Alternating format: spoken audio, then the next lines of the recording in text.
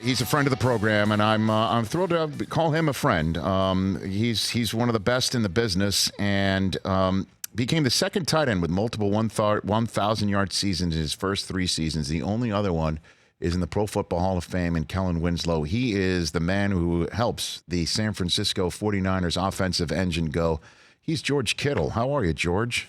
You know what? After that introduction, I'm pretty great right now. Thanks for that one. I'm pumping you for the Heisman. That's all I'm doing. That's all I'm doing. I could have used you in college. Yeah, a tight end should win the Heisman Trophy one year, George. If you're going to create your own holiday, we should just go ahead and do the damn thing, right? I'm with you on that one. We'll get a promotional thing going next year. That was so cool when you did that for NFL The Grind, the show I do on Epix. It was the tight end, the National Tight Ends Day weekend where you were hanging out with Favre. Favre was a correspondent we sent your way. What was that like for you, George? I was born and raised in Madison, Wisconsin for a little bit of my childhood, and so I grew up going to Badger games. I grew up going to Green Bay, the museum, all that stuff up there. So I grew up kind of a Packers fan early on. So Brett Favre was definitely pretty fun for me to be able to meet and have a conversation with. Yeah, and then I think you got him to spike a ball or something like that. Yeah, I got him to throw a Gronk spike out there for National Tight Ends Day. Oh man, is that going to stick? You think National Tight Ends Day? What do you think, George? The NFL is fully behind it. I mean, the whole thing. I'm really for it. Tight ends getting recognition once in a while, and I really appreciate it. And it's just calling on tight ends all over the league to produce on one day together. So I'm looking forward to another one. There you go, man. Part of me's a little jealous. I've been trying to get that for punters for years. Nobody pays attention. So sad. Yeah. Pat's been trying on that too for a long time. He hasn't gotten it yet. Yeah, but someday. McAfee for the brand. So what's going through your mind right now? You got a bye week. You're the 1 seed in the NFC playoffs. What in the world is your mindset like before what could be one of the most magical rides of your playing career, George? Yeah, that's a good way to put it. I would agree with you there. I'd say it's still focused. I think most of the team came in yesterday. We had a day off, and most of the team came in anyways, and just treated like it was a normal game week again, which, it's just kind of fun to see that focus and that intensity from our guys. And, we have a nice day today and then get a couple more days off. But I'm just, looking forward to recovery, and I'm looking forward to playing more football. What was it like the last minute for you on Sunday Night Football? What was that like? Stressful, slightly. But, it was incredible, though. That's the atmosphere that you want to play football in, a great crowd and loud atmosphere against a top opponent. I mean, that's what football, that's what makes you a football player. So I absolutely loved the whole thing. But that last moment was definitely stressful. But, our defense, did what they had to do. And, 8 stops from the 12-yard line is pretty damn impressive, if you ask me. It's been, the whole season has been unreal, George. What clicked? Let's just start with that. What clicked for the 49ers this year, in your mind?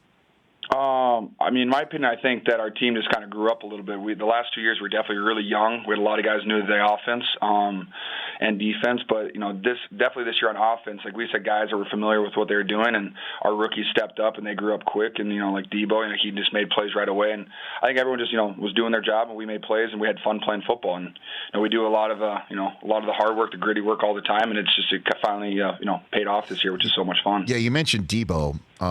You got a Samuel, you got a Samuels that certainly put together, along with everybody else who was there, made a difference. But it just seems to me, George, with Debo and Mostert, there's just a ferocity that you guys have when you have the ball in your hands, and it just seems to me that whatever Shanahan's cooking up there, you guys are finding the most devastating angle to run downhill at in a most physical manner that few teams can match. I wonder what you'd say when you hear that.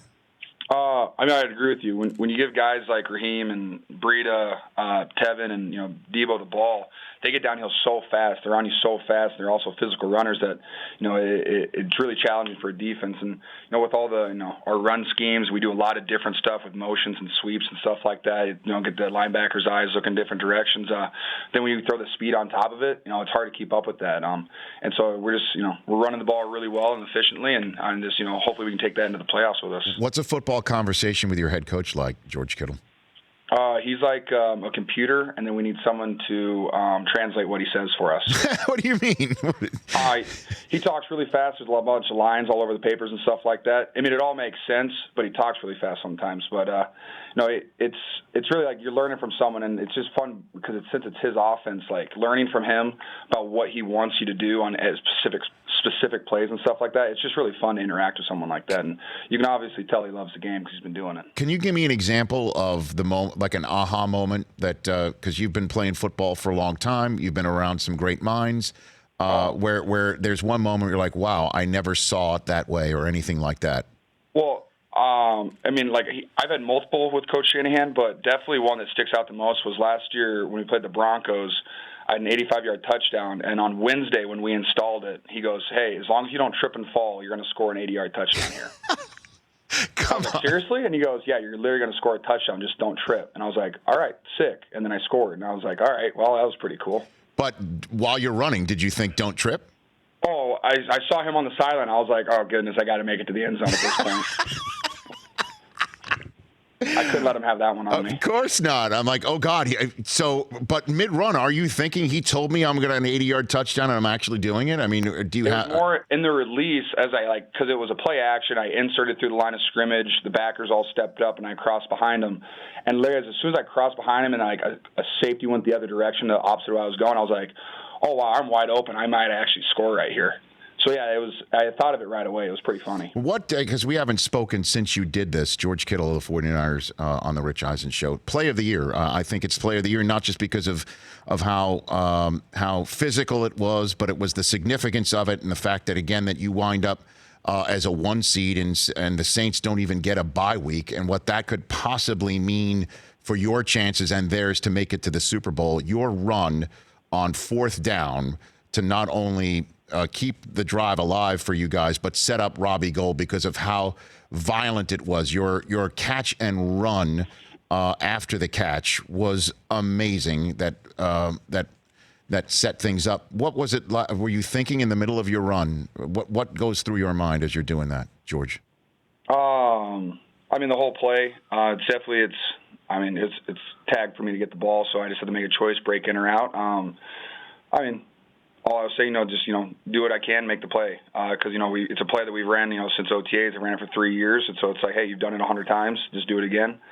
And then the whole run-in after the catch. I think I've said a couple times. My tight end coach always tells me like make people tackle, like you don't have to let people tackle you. And so that's what I think about. I'm gonna do my best job to not let them tackle me, and that's just kind of how it goes. And then I get a face mask about halfway through that, and I knew that was an extra 15, so I just tried to go as far as I could without my helmet coming off.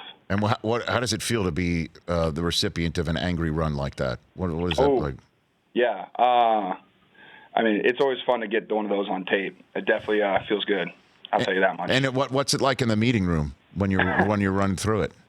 It's fun. My tight end coach, Coach Embry, he loves the physicality Sure. the tight ends can bring, and so he enjoys those when the DBs don't make the tackles right away. Removing yourself, who's the best tight end in the league, George?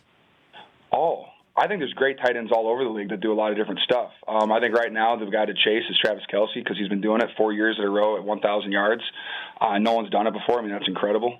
Or he tied the record, whatever it was. But he's an incredible tight end that does it, every single year. And Ertz has been incredible. You got tight ends all over the league that are playing really, really good football, and I'm just proud to be a part of that. How are you going to spend your bye week, sir? What are you going to do?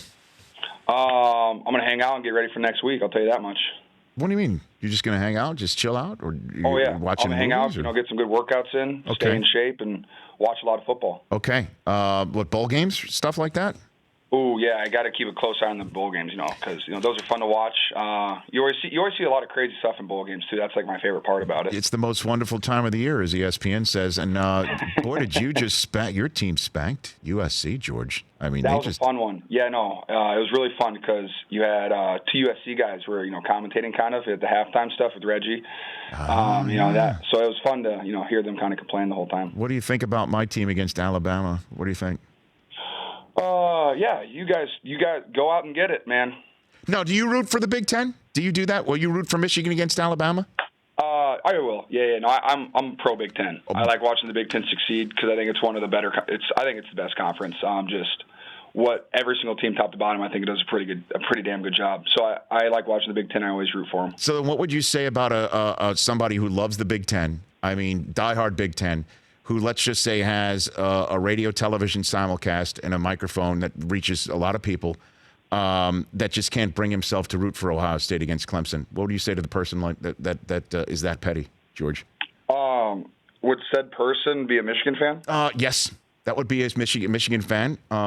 Again, not to drop too many hints, has a radio and television simulcast that you're actually on right now, George. I wouldn't judge said person. I would not. I just couldn't do it. I couldn't do it, man. You know. I did. You did? Okay. But just because I was watching the game with Bosa, and I don't want to upset him. Oh. What did he think of the targeting call? What did he think of that? He wasn't the most happy. He's got some pretty high expectations for every single year. It's pretty awesome. But yeah, he was disappointed. That defensive line is nuts. I mean, Chase Young is insane, George. I mean, they don't even need to circle him on the screen. You know where he is. He's unbelievable. That's a good football player right there. All right, man. So look, enjoy the week. Congrats on a big season. It's pretty cool to see the Field of Genes all fired up. People are loud there. I mean, the crowd is unbelievable, man. I do love watching what's happened there in Santa Clara. It's definitely a little bit magical there. It's gotten really pretty fun to play there, and our fans are great. Home or on the road. They traveled really well to Seattle too, which is really fun. Okay, we have some great fans. Hey, man, look, are you still up for being there for my 40-yard dash in Indianapolis, like you offered a few weeks ago? Yeah. Oh, I can't wait. I would love to. Am I going to backpedal versus your 40? You can do whatever you wish, George. I don't want to show you up. Can I hold I want to time you at the same time. Yeah. By the way, I would love for you to time me. How slow is your trigger finger, though, George? How slow is it? It's brutal. I'll probably be looking at my phone while you're starting. Are you tweeting? You're tweeting. You're tweeting. Well, right. You might run like a 3.5. You are hired, sir. You are hired. That's what I'm here for. Hey, I'm all about positive reinforcement, baby. I appreciate that, and I appreciate what you said about on Twitter, the video about my dad, George. That meant a lot when you tweeted that out at me. So thank you. Really appreciate that. I'm just glad that you shared the video. Resonated really a lot with me. So just a relationship I have with my dad. So I really appreciate that, and thanks again for sharing it. No, George, you are the man. Thanks for calling in. Have a great bye week. Look forward to seeing you and what damage you can do in the playoffs.